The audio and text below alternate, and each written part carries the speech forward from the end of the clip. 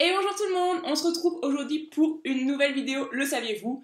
Et vous l'avez vu dans le titre, il s'agit aujourd'hui d'un conte et c'est La Belle au Bois dormant. Alors, on va pas trop traîner sur l'intro parce que je vous préviens, il y a énormément de choses à dire sur ce conte et on n'est pas sorti des ronces parce que franchement, ceci explique cela. Vous allez vite comprendre et du coup, nous, on est parti.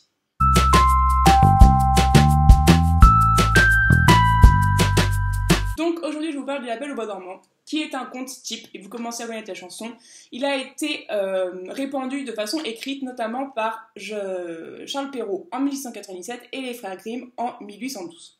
La version que vous connaissez est principalement celle des frères Grimm, qui a été la plus reprise, et notamment par Disney. La version de Charles Perrault, elle, est quasiment entièrement basée, presque mot pour mot, sur une version encore plus ancienne, qui date de 1634, qui s'appelle Le Soleil, la Lune et Thalie, et dont nous reviendrons dessus après. Sachant que cette version est aussi inspirée d'une version encore plus ancienne, qui date de 1330, et qui s'appelle Le Perceforest. Voilà pour les détails techniques. Donc, la version que vous connaissez est celle des frères Grimm. Elle ressemble à ça. C'est mignon, tout beau. On nous raconte l'histoire d'Aurore, une jeune fille, une jeune princesse qui vient de naître et dont les parents décident d'organiser une grande fête. Ils invitent donc des fées pour couvrir leur fille de vœux magnifiques, comme la beauté, l'intelligence, la grâce et tout le temps. Sauf qu'ils oublient d'inviter une fée qui s'énerve fortement. Hein, je comprends, ça se trouve, il n'y a pas souvent de fête de fées et du coup, voilà. Et qui décide de jeter une malédiction à la princesse en lui promettant qu'à ses 16 ans, elle se piquerait le doigt à un rouet et mourrait. Fort heureusement, il restait une fée, et celle-ci essaye de contrecarrer le sort en disant qu'à ses 16 ans, elle ne mourra pas, mais elle plongera dans un sommeil de 100 ans.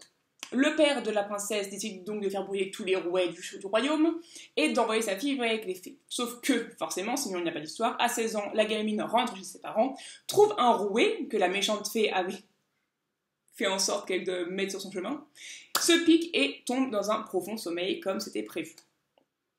Quelques années plus tard, un prince magnifique et vaillant la trouve, combat la méchante fée et la libère, il est heureux et patati et patata. Bon, je vais pas vous mentir, dans la vraie version, celle que j'appelle la version qui fait froid dans le dos, le prince n'a de charmant que le nom.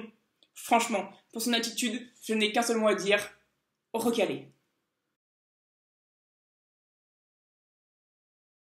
Nous allons parler de la version de Charles Perrault, qui est en fait surtout la version de Le Soleil, la Lune et Thalie, parce que ce sont vraiment exactement les mêmes versions. Dans cette version-là, contrairement à la version des frères Grimm, il y a 7 fées, mais toute la partie initiale se ressemble beaucoup, il n'y a pas vraiment de différence. Tout se met à changer de façon radicale quand le prince arrive. Je vous explique. Le prince, qui, en plus d'avoir déjà une femme, se promène dans son royaume et tombe sur le château, un peu par hasard, de notre princesse Thalie endormie.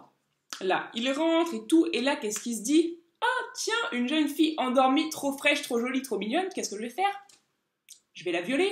Oui, vous avez bien entendu, culture du viol, bonjour, prince recalé.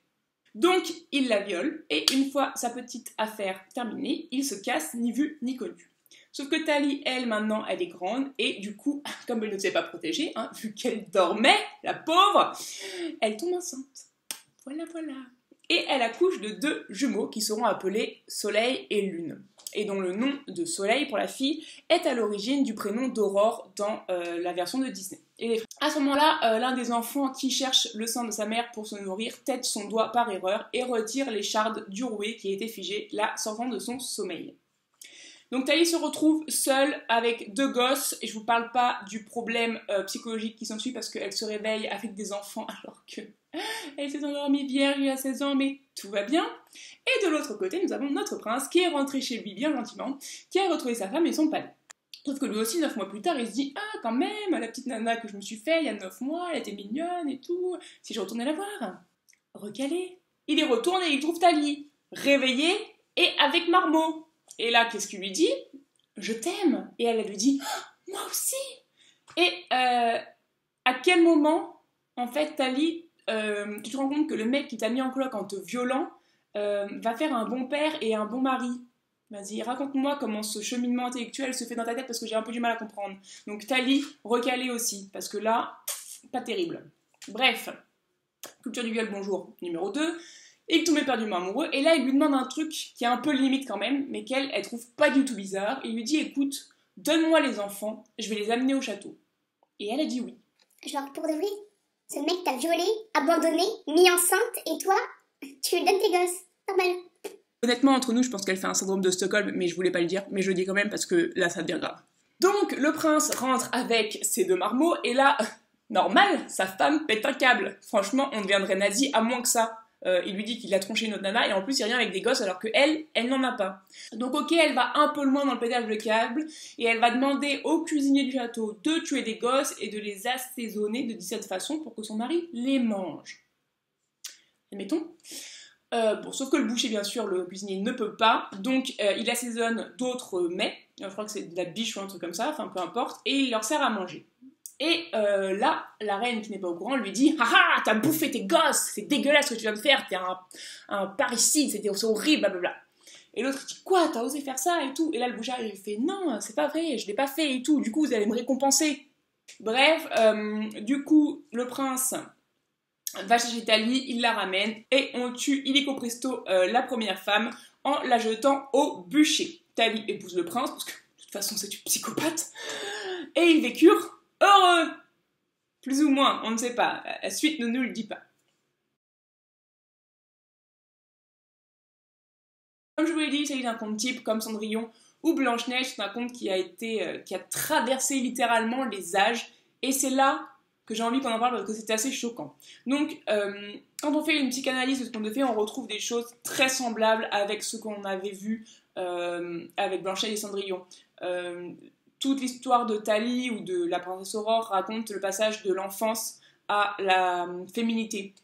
C'est une façon de marquer les petites filles, de leur apprendre que leur corps va changer, qu'elles vont passer par différentes épreuves jusqu'à ce qu'elles puissent devenir mères, qui est en fait le truc ultime à atteindre. Me demandez pas pourquoi. À l'âge adulte passe par le sang, parce qu'elle se pique et donc elle saigne, ce sont les premières menstruations, et par un repli sur soi pour accepter les changements du corps que le Seigneur nous a donnés, comme ils disent, et c'est le sommeil de 100 ans en fait dans lequel est plongée la princesse.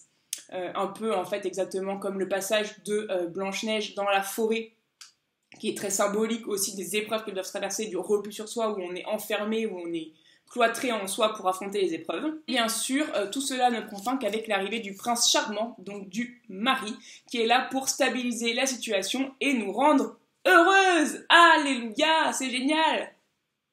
Encore des sujets qu'on a déjà beaucoup vus, beaucoup traités, qui sont très courants dans les contes de fées. Mais ce dont je veux vous parler, c'est d'un truc encore très différent. Il s'agit de la morale qui est écrite à la fin des contes. Parce que c'est vrai qu'on n'en parle pas beaucoup. On dit que les contes ont une morale, mais on ne dit pas assez souvent que les contes ont une morale écrite. C'est-à-dire qu'à la fin de l'histoire, l'auteur nous laisse quelques lignes avec une morale. Et donc je vais vous citer, je vais vous la lire et je vais même vous l'écrire pendant que je la lis. La morale de Le Soleil, la Lune et Thalie, qui est exactement à quelques paraphrases près la morale que l'on trouve dans le conte de Charles Perrault et qui m'a particulièrement choquée. Le roi donna une grosse charge au cuisinier, le nomma gentilhomme de sa chambre et prit Thalie pour femme. Elle jouit d'une longue vie avec son épouse et ses enfants, reconnaissant que, à qui a de la chance, le bien vient même en dormant. Donc concrètement,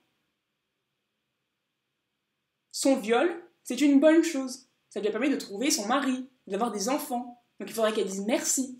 Il faudrait qu'elle dise merci que sa féminité se soit construite sur une agression, parce qu'apparemment c'est normal.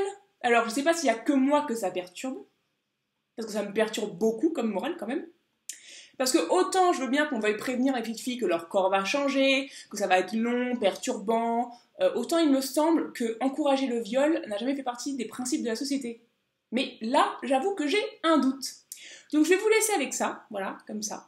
Et vous me donnerez en commentaire votre note sur 10 sur l'échelle de Richter de l'abrutissement, de l'ahurissement total matiné de mécontentement profond, sachant que ma note personnelle est d'un gros 10 sur 10, accompagné d'un magnifique recalé pour ce conte, parce que je suis choquée.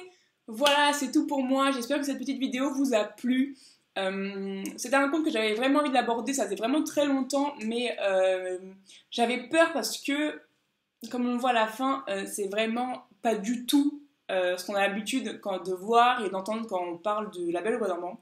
Je pense que c'est vraiment intéressant, donc n'hésitez pas à me dire en commentaire, en plus de votre note, et je veux votre note, si vous avez déjà entendu la version entre guillemets originale du conte et ce que vous en avez pensé, parce que je pense que c'est une des pires versions en fait. C'est-à-dire qu'il y a beaucoup de versions qui sont édulcorées pour les enfants, Mais celle-là, c'est vraiment horrible. Enfin, vraiment, vraiment, vraiment, vraiment. Sur ce, je vais m'arrêter parce que ça commence à faire long. Je vous embrasse très fort et je vous dis à très vite dans une prochaine vidéo. Ciao tout le monde!